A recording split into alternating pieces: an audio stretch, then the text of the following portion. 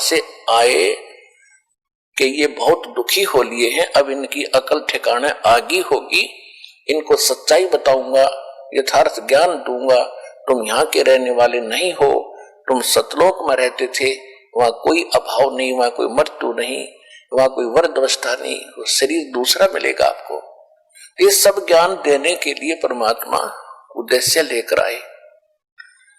जब इस 21 ब्रह्मांड में प्रवेश होता है तो सबसे पहले ये काल वहां बैठा होता है, और वहीं पर इसने एक तपस्या बना रखी है जिसके ऊपर 1 लाख प्रतिदिन मानव शरीरधारी प्राणियों को ये उसके ऊपर भूनता है, उनसे निकले हुए गंध को ये खाता है, और जीवात्माएं फिर अपने कर्मानुसार पुनर्जन्म के अंदर आ जाते हैं। यहां एक ऐसा रूटीन बना रखा है, ऐसा प्रोसेस है, इसका प्रोसीजर है।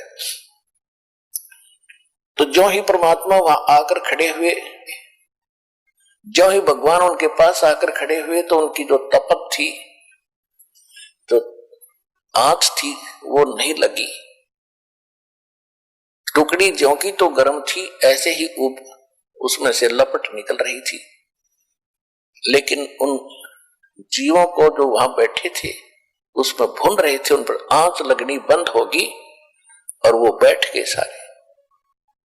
तब सामने भगवान को देखकर उन्होंने कहा कि हे परमात्मा, हम कौन से कर्म का दंड यहाँ भोग रहे हैं। उन्होंने सोचा यही है भगवान, ये आ गया, सामने खड़ा है।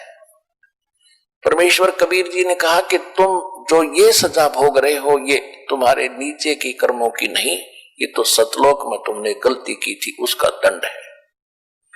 फिर परमात्मा ने सृष्टि रचना सुनाई उनको कि तुम पहले वहां रहते थे जहां से मैं आया, वहां कोई मृत्यु नहीं थी, वहां जन्म नहीं था,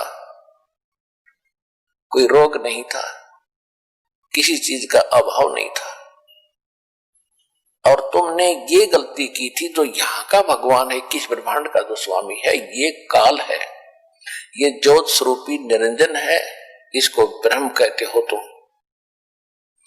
तो इसने एक गलती की थी, ऊपर इसको श्राप लगा था उस कारण से कि 1 लाख मानव शरीरधारी प्राणियों को ये नित्य खाओगा। और तुमने गलती की थी कि भगवान को छोड़कर तुम इसके साथ यहां पहुंच गए, वो दंड तुम ये भोग रहे हो तो तपस्या। और अब जाओगे नरक में, वो तुम यहाँ के कर्म भोग रहे हो। कोई गधा बना है, कोई पशु बना है, कोई पक्षी बना है, कोई जलचर बन रहा है। और उस तपस्या के ऊपर सभी गए हुए थे, धर्मगुरु भी थे,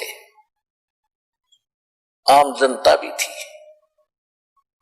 उस समय सबकी अकल ठिकाने थी कि हमसे कोई भूल बड़ी है, जिस कारण से गुरु भी वहीं तपस्या पर भूलने जा रहे थे, और 1-2 चेला भी साथ मर रहा था, उसके साथ गया था।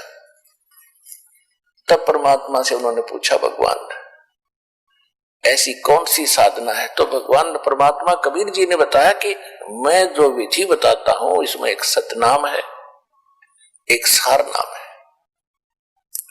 उसकी भक्ति से तुम पूर्ण मोक्ष होकर इस तपस्या पर नहीं आओगे। तब वहां तो मरते सभी कह रहे थे, भगवान हमने वो मंत्र दे दो, हम खूब भक्ति कर लेंगे। परमात्मा बोले कि अब तो वो बात तुम्हारे हाथ से जा चुकी है। जब तुम जाए धरो जग नर देहा, तब तुम करना मेरे सत शब्द स्नेहा। जब कभी तुम्हें मनुष्य जीवन प्राप्त हो, तुम्हारे संस्कार अच्छे हो, मनुष्य जीवन प्राप्त हो, और मेरा कोई दास उस सतनाम को दे रहा हो, वहां जाके नाम लेना, उस नाम से मोक्ष होगा। तब वो कहते हैं, भगवान बहुत बड़ी भारी भूल बनी हमसे, और अब के मनुष्य जीवन मिल गया तो ऐसा संत खोजेंगे जो सतनाम और सारनाम दे रहा होगा। परमात्मा कहते हैं कि तुम ऐसे वायदे तो मुसीबत में ही करते हो, जब तुम सुखी होते हो तब कभी ये सोचते नहीं। दुख में सुमरण सब करे, सुख में करे ना कोई। जय सुख में सुमरण करो, तो दुख कहे को होए। सुख में सुमरण किया नहीं, दुख में करते याद, कह कबीरता दास की, कौन सुने फरियाद।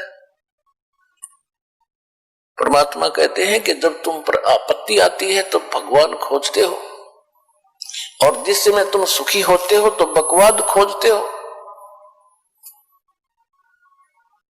यदि आप सुख में भी भक्ति कर रहे होते तो दुख नहीं होता, और जब आपत्ति आई तो अब कह रहे हो हम भक्ति कर लेंगे, कि अब नहीं बनेगी बात।